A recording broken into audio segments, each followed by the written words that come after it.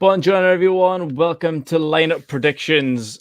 Lineup Predictions? That's a different video. Welcome to the Player Ratings. I'm too used to saying that. Welcome to Player Ratings. Newcastle's disappointing game yet again. Just been talking about it there, Kendall. Another boring, shite performance that we were lucky to get a draw out of in the end here. Absolutely. The scoreline just flatters it, like, completely, because we were awful.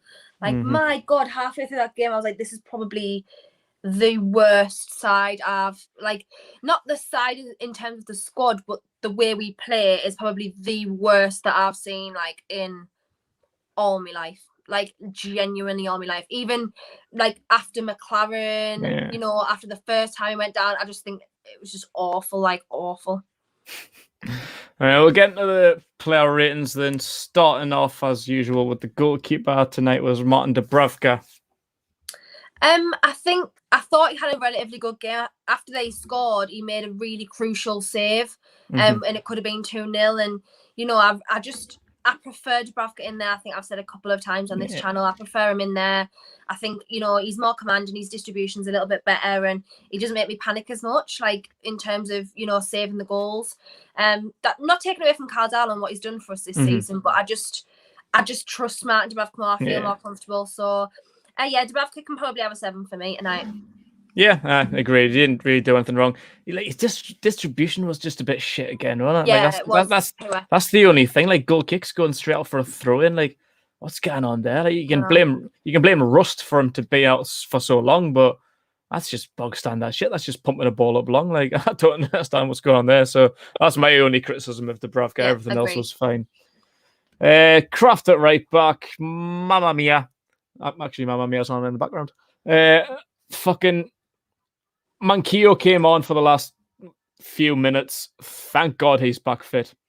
I always try and defend Emil Krafth. I'm not an Emil Krafth hater, but the last 3-4 games, he hasn't really been great. Today was another performance. Ineffective. Just... What can you say? Literally, what more? I don't even want to, like, say shit, but he was just a bit shit. Just so, like, didn't really do anything. Like, the last even couple of games, even, like, we've tried to see him, like, have, like, long-range efforts, which we never really used to see. Long throw-ins, Rory Delap style. But tonight, like, that's just nothing. Like I'm even surprised looking at his name. Like, I barely even noticed he was there half the time. Like most of the play came down the left-hand side as well. The right-hand side was a little bit, like, non-existent tonight. Like if we played with 10 men and Krafth wasn't even there, I wouldn't have fucking noticed, to be honest. So yeah, he can have a 3. Captain and equaliser Jamaal Lascelles. I'm gonna be honest. Like, obviously, I'm getting slated all over Twitter tonight because I tweeted like twice that I didn't rate him at all, and that he was probably my 5th choice centre back and one's out on loan. I absolutely stand by it. I stand by it because I have thought that for a long time now. I would agree. He's regressed hugely in the past 2 years. Like, so he's probably one of the players, in my opinion, who has regressed the most because he was so vital for us before. For me, he wasn't great again, and I must admit, but obviously, you know, resurrected us a point in the end. So, he's got to probably have a 6 for me just because of the goal. But personally, I don't feel like he is consistent enough. Like, we just need to see more from him. We need to see more consistency. And, you know, Fernandez has been on the bench. I don't know if it was his first time on the bench or if he was on the bench against West Brom, but I feel like he should be back in there for me, in my opinion. But we'll see what happens. I've been saying that for the last couple of weeks because for the last 3 or 4 weeks, Brucey will be saying, like, oh, he'll be back next week. He'll be back next week. Yeah. I can't remember if he was on the bench against West Brom. I don't think he was, but he definitely was an unused sub tonight. And I'd love to see Fernandez back because you know what you get, I think, between him and Clark. Like, I think we'll say this. I think we'll say this week in, week out. The most reliable, most consistent centre backs that we've got. But like my concern is, and I've probably said this over the last 2 years as well, Lascelles will be one of the first names on the team sheet because of the captain's armband. Yeah. He brings leadership skills. That's about it. He scores goals, as he's done in the last couple of weeks, but other than that, I think he had is it not worrying okay though that the game goals are today. coming from our friggin' centre back? Well, like, of course it is. It's just like, It's that was it last season, wasn't it? Last season, the majority of our goals came from centre backs. Shah was like one of our top goal scorers last season. Between Shah, Lejeune, even Gedlin got 1 or 2. Yeah. Lascelles, most of the goals would come from centre backs. It's hugely concerning, but at least Lascelles popped up at the right place at the right time tonight. Like, we absolutely needed that. And alongside him, Ciaran Clark, as I say, one of the other more consistent, better centre backs we've got. I thought he had a good game tonight. He's going to be credited as the own goal towards the end. Obviously, nothing at all he could have done about that. Just a bit of a freakish own goal. He had to try and get a block on it, hit the underside of the bar and in. Like, not really much he could have done about that. But every other aspect of his game today, I thought he was pretty solid, but I feel I didn't really threaten that much. Like, it seemed like me and Renty said it during the watch along. It was just pretty much exactly the same as the West Brom game. Like, neither team really wanted to take it by the scruff of the neck. And the Villa that we've come to know this season, especially with Jack Grealish in the team, you would have been shitting yourself at that team. Like, you would have thought they would have been absolutely hammering us. Maybe if Ross Barkley was fit enough to start from the game as well. But they were just a bit boring, Villa, to be fair. Like, if they were on their game from the start of the season, like they were when Grealish and Barkley were in the team, they would have absolutely fucking peppered us all over today. Right. But Lascelles had a decent enough game, but I think Clark was a little bit better defensively. He can have a 6 as well. And Paul Dummett as well. I actually thought he had a fucking really good game, and I'm not his biggest fan. No, I'm not either, and I always used to moan about Paul Dummett, but I have been calling for him to be put back in the last couple of weeks because Lewis has been struggling so much. Defensively, we're much more cohesive when he's there. I know, like, one of the commentators, I can't remember her name, but the woman was like, she said we were defending as a unit tonight, which was good because we haven't really seen that a lot, especially because Lewis's defensive position is so poor, in my opinion. I mean, that's not his fault because maybe he's not, a solid left back, as I've been saying for weeks, but Paul Dummett is. I don't think he's a solid left back. I think sometimes he's better, maybe he's in a 3 at the back, but we don't play like that right now. So, he's fits better in there defensively. I thought he had a relatively good game. He was passing some decent balls about, and, as you say, most of the our creativity, if you want to put it like that, was coming down the left-hand side. So, I thought he had a relatively decent game. He can have a 6 as well, I think. Yeah, he's put some good balls in as well. Like, most of them were getting blocked away because we had like fucking 3-foot players in Gayle and Fraser in the middle. There's not really much he could have done about that. Neither one of them was going to win a header against Mings or Konza, really, were they? But I think Paul Dummett's delivery, which is sometimes what I'm critical of, like getting forward. Like, that's the difference between him and Lewis. Like, Dummett can be a bit more solid at the back because Lewis's defensive position was absolutely woeful. But getting forward, that's what Lewis is good at. He's got great pace, great energy, good delivery. But today, to be fair, Dummett was putting in some absolutely killer balls. It's just unfortunate. Obviously, we'll probably get onto him a little bit later. But if Andy Carroll was in there from the start, or maybe a Callum Wilson if he was fit, then balls would have been absolutely perfect for an actual striker above 5'6" to get onto the end of. But a good game and a great effort as well when he, like, obviously you don't like to see people get injured, but when he was like wrestling with Traore at the end, like just absolutely barging him out of the way, just a bit of strength, just a bit of determination to just get him off the ball. I love to see that. So I was very impressed with Paul Dummett today. Unlike Jonjo Shelvey, you baldy bastard, absolutely fucking wank. First half performance, like, he's passing. Oh my God. I was going to fucking absolutely go wild with some of his passing. Like, one of them just... What was he... Can you just explain to me what he was doing? I wish I knew. One, like, just inside our own half, trying to spray ball forward. Basically just gives it to a Villa player on the halfway line. Can't pass the ball 20 yards. And about 2 minutes after that, tries to spray one from the middle of the park out to the right-hand side to Krafth. Puts it about 20 metres over his head into the stand. I'm like, oh my God, get off the field. Oh my God, this guy pisses me off so much. And he pisses us off more because I know how good he can be. Yeah. He's the most inconsistent, most frustrating player I've ever seen in my life. But today, like, even the last couple of games, he's been decent with his work rate. We've been praising his work rate, getting back, sticking a tackle in. He's been all right. But today, and I think I've seen a stat that he actually had the most passes. So it's probably going to look like maybe he's like a little bit harsh. Maybe he's like a little bit of a criticism saying his passing wasn't that good, but he had the most passes. I don't give a fuck. Them passes were probably just 2-yard simple passes that no one even took any notice of. Like, when it comes to the good passes, spraying the ball forward, opening up the defense.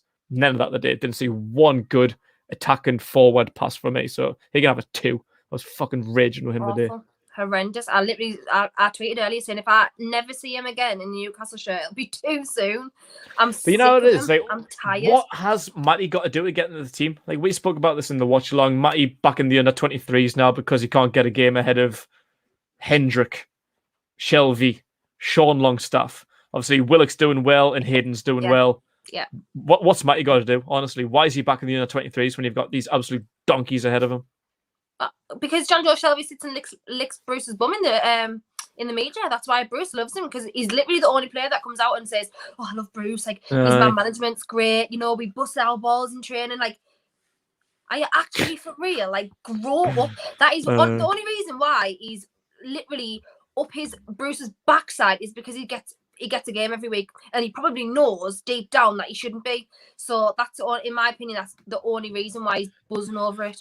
It's probably because Bruce lives in the past and Shelvey was class in like 2012. So he's probably just thinking, I'll just keep playing him and he might say something good from him fucking 10 years ago. All right, neighbour, mate. Anyway, Isaac Hayden. I thought he had a relatively solid game again tonight.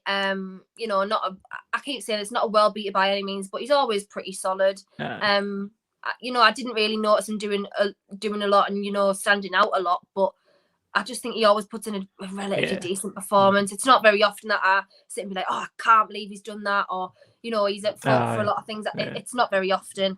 And, you know, I think my brother was arguably saying that he was probably one of the best players that we had tonight, the most solid players. Yeah.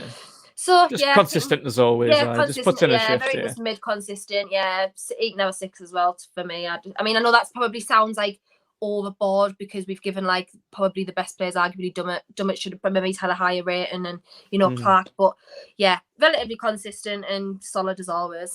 Yeah. And Joe Willock, I thought again he had another decent display. Like again, just not really getting into the game as much as we would have liked, because you can see a spark there. You can see the young fresh legs that he's got, the energy that he tries to provide, but just nothing really concrete, not really making too much of a difference is what I think he could. That was that one moment in the second half that was quite frustrating, where it was just a lazy pass, like he was carrying the ball forward, tries to play it in the middle, lazy pass intercepted. Thankfully, we'll win it back, and I think it's maybe Hayden wins it back and tries to give it him back, but he can't be asked to run onto it. He's just standing there, the ball goes forward out for a throw in, and it's like how mate, it's like don't give up. You've lost the ball. It was a shit pass. Carry on. Hayden's getting we're back into the game. We're back on the attack now. Wake up. Like sometimes you just see a little bit of that in Joe Willock. Like it's just frustrating. But like since he signed, I've never seen him play a bad game. I've never been pissed off with him. It's not like we're talking about Shelvey or Hendrick here. Like alongside Hayden, as I was saying before about Matty Longstaff getting to the team. If you had Matty Longstaff and Joe Willock in the middle of the park with loads of fresh energy, 2 young lads, 20 and 21, I think Willock is. Yeah. Two young lads with Hayden sitting deep, protecting the back 4.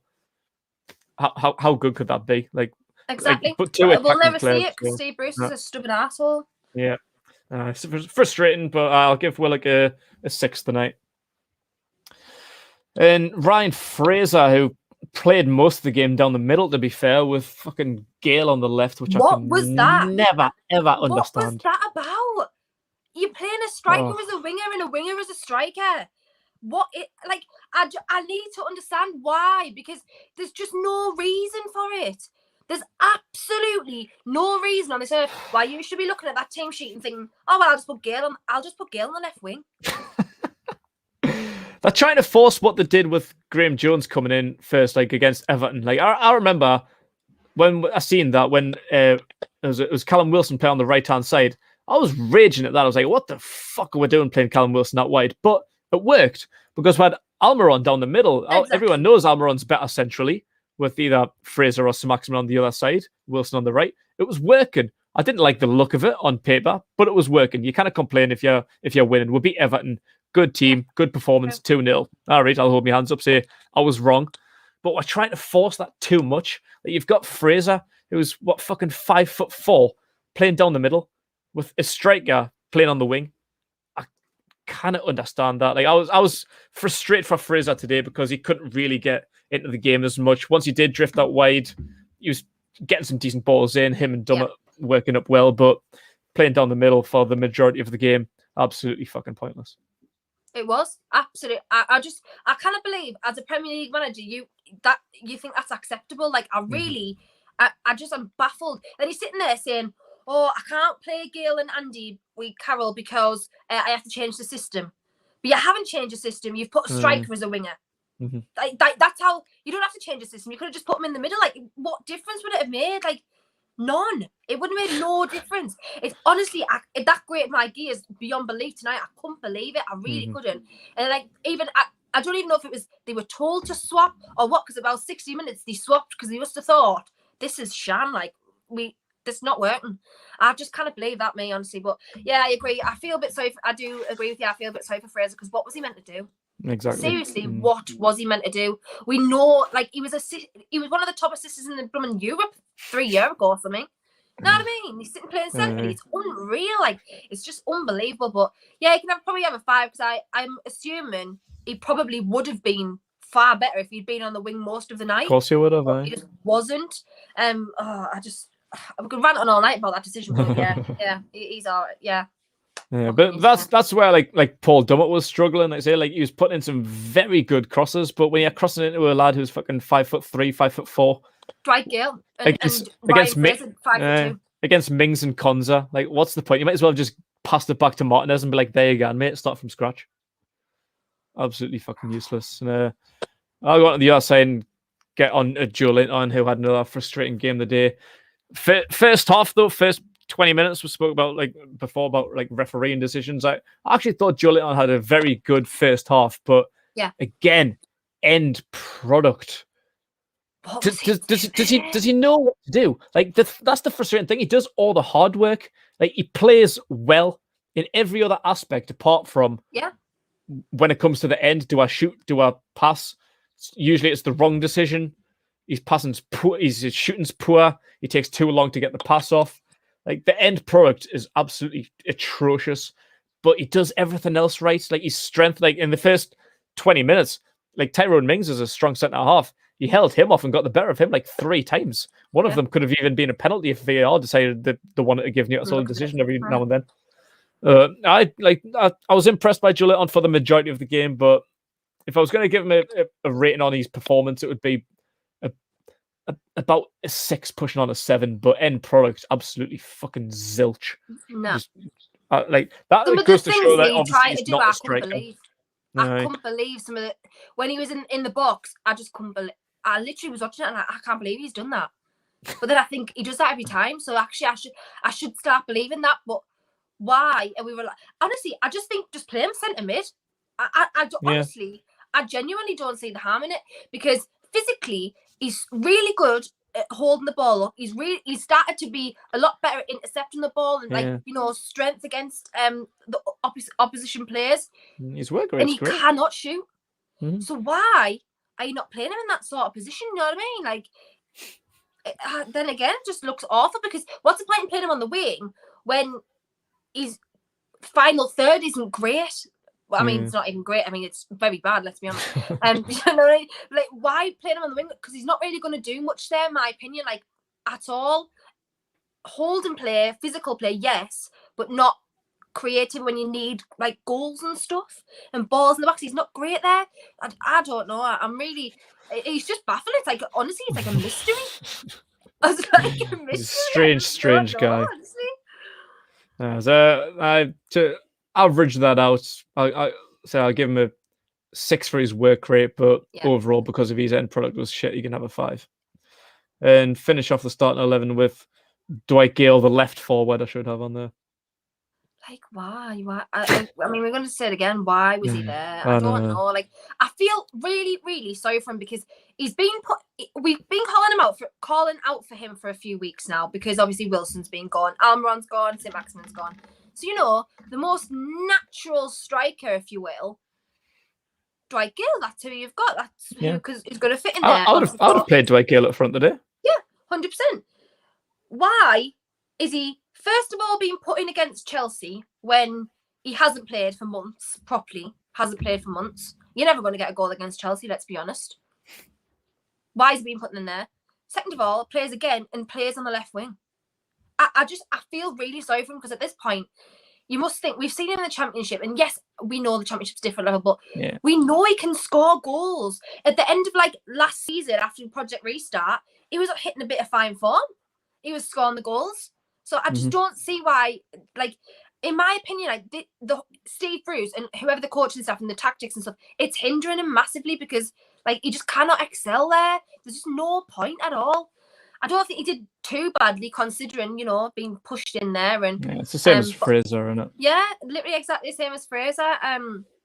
Yeah, I feel sorry for Gayle, I really do. And he didn't stand out for me. He didn't really do much that was of any, you know, importance in the game, to be fair. But yeah, I feel sorry for him, so he can have a 5.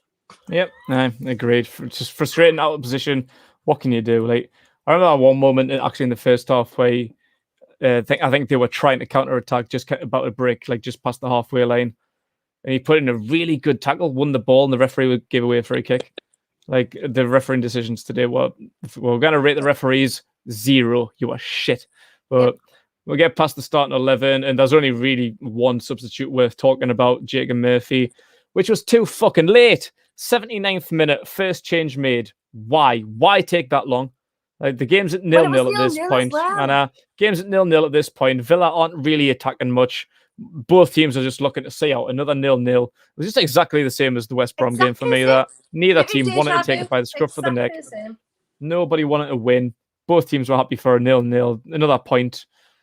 But Murphy, when he came on, just 11 minutes plus 4 minutes stoppage time, absolutely brilliant, all over the park. I wanted to start him. I wish he came on earlier, like if not from the starting lineup, about an hour in, like earlier than fucking 11 minutes from the end as the first change. The moment he hit the bar, took out 2 defenders, had them sliding for hot dogs, cut in, shot off the bar, couple of good balls in, and then the last one at the end, the assist for Lascelles. What's he got to do to get into the team? Like, obviously, this is his opportunity now without Wilson, Samaxman, and Almiron. Why is Gayle playing as a winger? Like, what's he got to do? Like Joelinton, he works hard, but his end product's shit. Like, why don't we just fucking play with Murphy and Fraser on the wings with either Carroll or Gayle up front? Like, what's the harm in doing that? Why are they so stupid not to be able to see that? Like, you can even mix that up, put Richie on the wing or whatever you want to do. Like, just play the right players in the right position and give people a chance, like Jacob Murphy, because he always does well when he comes on. For me, I'm a big fan of Jacob Murphy, to be honest. He always looks fresh and always provides the most creativity we see most of the game. Always puts a relatively decent ball into the box. He's quick, he's fiery. I seriously, I don't get it. I feel sorry for him. I feel sorry for Matty Longstaff, because there is no reason why they shouldn't be playing in this point. There really isn't any reason. And it's absolutely a joke. Really is a joke. Especially when you're putting Jacob Murphy on and there's no Andy Carroll there. Again, so when we've seen literally probably, I would say at least 10 plus times, we saw a ball go into the box and there was every single time it hit an Aston Villa player. Every single time. Then you put Jacob Murphy on and you don't change the forwards. Like, do you know what I mean? So there's not really any point in putting him on 10 minutes to go. I understand, obviously, he assisted Lascelles, but there we go. We had Lascelles, who is, 6'3" or whatever. So 6'2". So why not put Carroll and Murphy on sooner?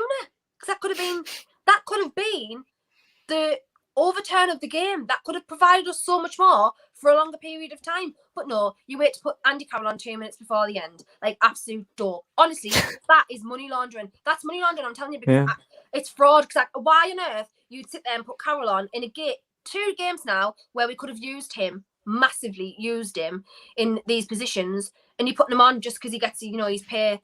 I say, doesn't he get a 25 grand bonus or something when he comes off the bench or something? Telling you. HMRC, I'm ringing them. Money laundering. I'm telling you, there's something going on, because why? Literally, why? Absolutely bizarre. But Murphy can have a 7 for his run out. 15-minute work, absolutely brilliant, and an assist to salvage a point. Solid 7.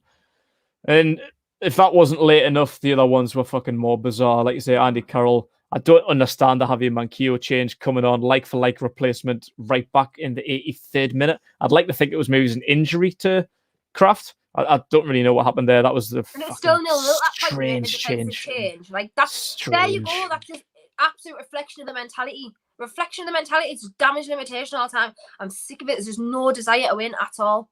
No, weird. And then Andy Carroll, as you mentioned, 88th minute. I don't know why. Could have seen him 20 minutes earlier than that.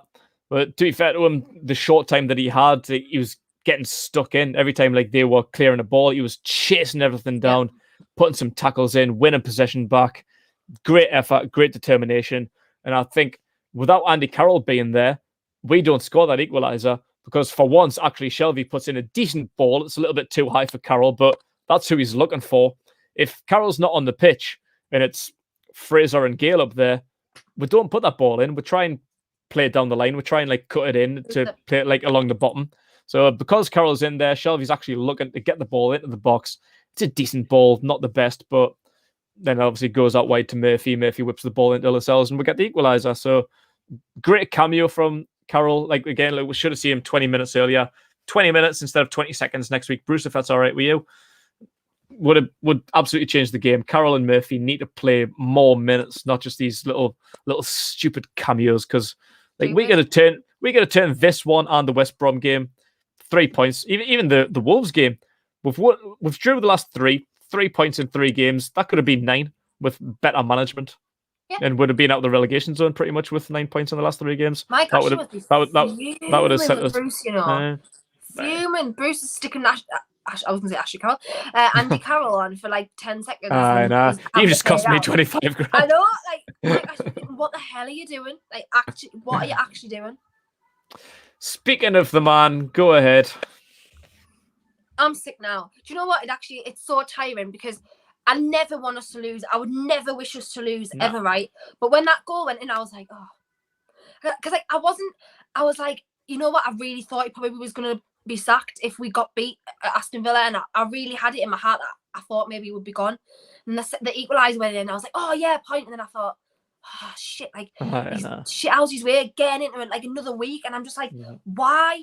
And then he's pre-match just literally, I couldn't believe it. We've only got beat off Chelsea and Man United, and we played really well the rest of the time. Okay, Crystal Palace never happened, not. Crystal Palace didn't happen, did it not, Steve? Okay, then, you know, did we really play well the past couple of weeks? Because I never really saw it. You know, you're the only person that's seen positives, so it's not only Joelinton with the sight problems, it's you. He's proper clutching at straws like if he's seen positives. And then he's sitting there saying, oh, I don't think there's going to be any late drama in the league. We're in late drama now. There's about 5 or 6 teams in the relegation scrap. What do you mean there's not going to be any late drama? When is he going to realise? Do you think he's an alcoholic or a fucking crack addict or something? Like, he's off his tits. He's off his nut. He's got to be a crackhead on the low. He's not of sound mind. You can't be, because it's absolutely bizarre the things that he comes out with. I just sit there. I think, are you okay? Like, are you normal? Because you're the only person in this world that's seeing that. Like, genuinely the only person in this whole wide world. And honestly, week by week, I think he can't shock us anymore. And he does. Just the things he says, it's absolutely just baffling beyond belief. And I haven't seen his post-match interview. Probably a good thing, because I tend not to watch it because it just angers us. I never watch them because we do the reaction straight afterwards. It's a good excuse to get out of it. Someone, for once, today would have been perfect.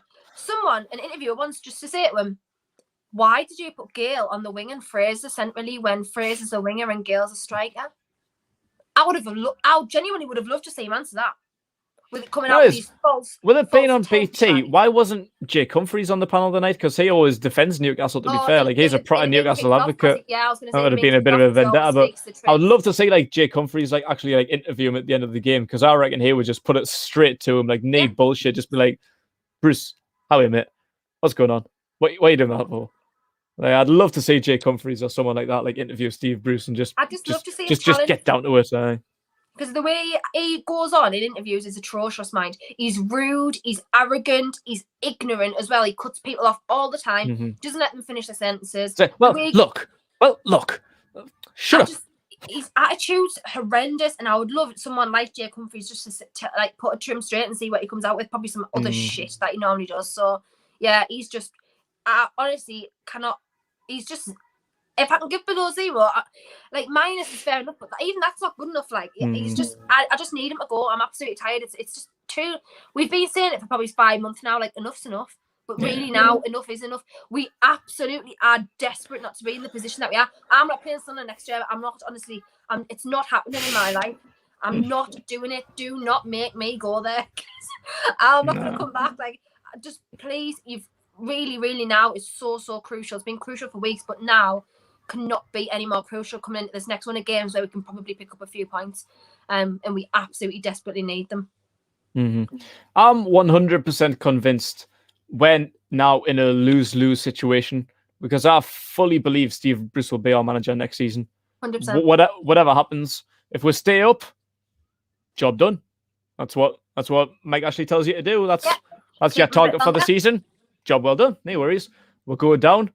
You've got experience in the championship. You've got 1 year left in your contract. Get it back up, sunshine. Like, people keep talking about this week in, week out, and I said this at the end of the watch along. Like, Renty put this question to us. I was like, I'm not even willing to debate the Steve Bruce situation anymore, because obviously we don't fucking want him. But I can't keep having this like conversational carousel every week. Is he going to go if we lose to Brighton? Is he going to get sacked?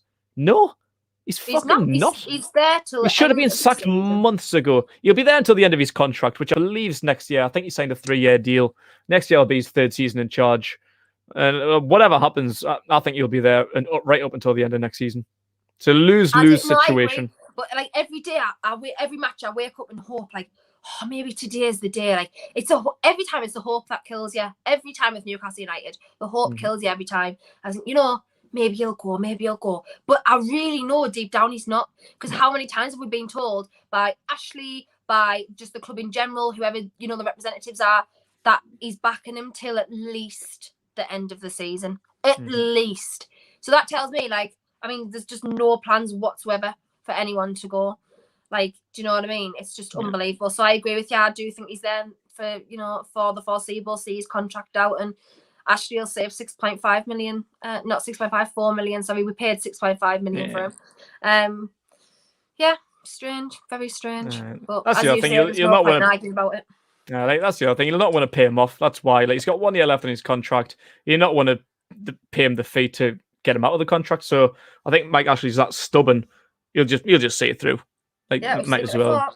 Yeah, it'd be better. I'd probably save money in his pocket in the long run. Might cost the club some money, but Mike Ashley will not be out of pocket. So might as well keep him in until the end of next year. All right, that'll do for another disappointing weekend, another shit performance, another Steve Bruce masterclass. Brighton next week. Is that a 3-pointer, a 6-pointer, a 9-pointer, a 12-pointer? Like, what's it got to take to get 3 points off Brighton? Like, that's just not even like a 1-1. We can't even just go like, oh, Wolves 1-1, West Brom 0-0, Villa 1-1. A draw against Brighton next week is just not fucking good enough. No, like a point's a point. Fair enough, it's better than none, but it's not good enough at this stage. No. We are absolutely desperate in these games where arguably you can go and get 3 points. We're absolutely desperate for it, and the desire and the want to win is just not there for me, and that's what makes us worry more. Right. Well, we'll get onto that next week then. Hopefully we can be a little bit more positive after taking those 3 points off Brighton. I wouldn't bet on it. So we'll see you next week then. Hopefully have a little bit more positive. Hopefully play some players in the right position. Just decent formation players, just playing where they're meant to play. That would just be dead nice. Very and nice. To come away with 3 points. So we'll talk about that next week. Thanks for joining with us as always, Kendall. Appreciate it. No, thanks for having me again. Not a problem.